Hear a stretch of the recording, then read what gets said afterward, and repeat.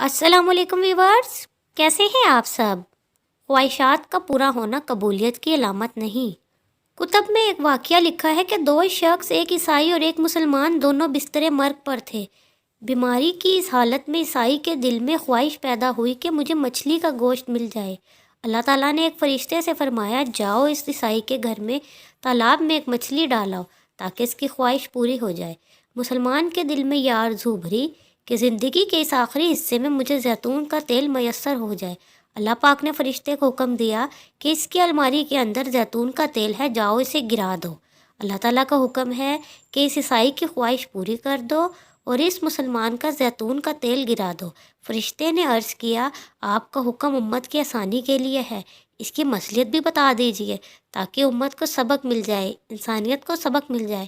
اللہ رب العزت نے فرمایا، وہ جو عیسائی ہے دنیا کے لحاظ سے اس کی ایک نیکی باقی ہے، میں چاہتا ہوں کہ اس کی اس نیکی کا بدلہ بھی دنیا کے اندر ہی دے دوں۔